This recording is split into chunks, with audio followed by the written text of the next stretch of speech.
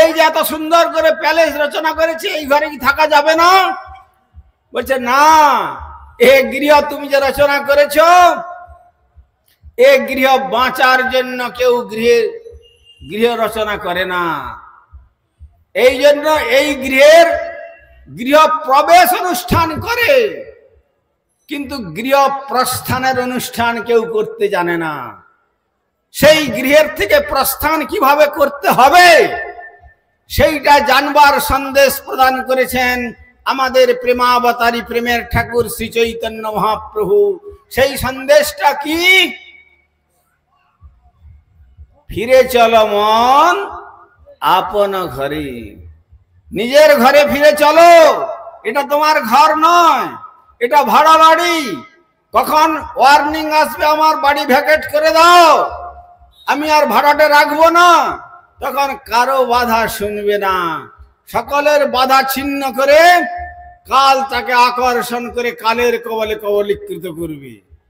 কিন্তু শ্রী ভগবান কুরুক্ষেত্র রণাঙ্গনে দাঁড়িয়ে জলাদ গম্ভীর স্বরে ঘোষণা করে জানিয়ে দিলেন, ন তদ্ভাসয়তে সূর্য ন শশাঙ্ক ন পাবক যদ্গত্বা ন নিবর্তন্তে তদ্ধাম পরমাং মম।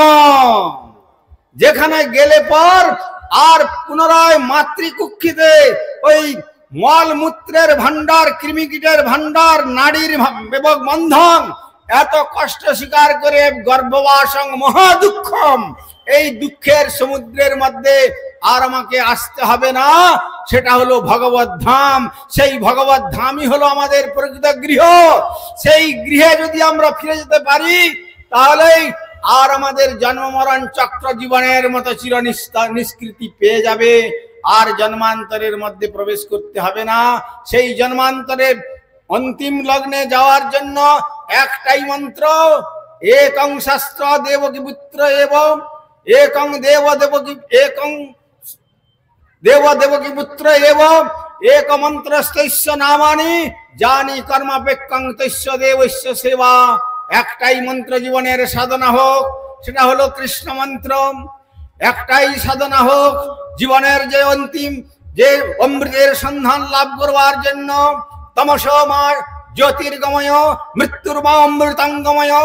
যে কথা বলেছেন, আর অজ্ঞানের রাজ্য আমায় ঠেলে দিও না ঠাকুর, তুমি আমাকে আলোকের সন্ধান দাও। সেই আলোকবর্তিকার রাজ্যে পৌঁছতে গেলে পর একমাত্র সেই একটাই মন্ত্র, সেই শ্রীকৃষ্ণ মন্ত্র সাধন করতে হবে।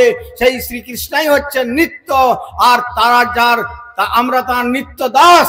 সেই যে নিত্য দাসত্ব বৃত্তিটা যখন আমরা পরিপূর্ণ রূপে এই মায়ার দাসত্বে নিয়োজিত করবার পূর্বে ভগবানের দাসত্বে পরিবর্তন করতে পারবো, তখনই আমরা নিত্য ধর্মের সম্বন্ধে জানতে পেরে আমাদের নিত্য শাশ্বত চিরন্তন জীবন গোলক বৃন্দাবনে শ্রী রাধা গোবিন্দের নিত্য সেবায় জীবনকে নিয়োজিত করে আমাদের এই দুর্লভ মনুষ্য জীবনকে ধন্য করতে পারবো।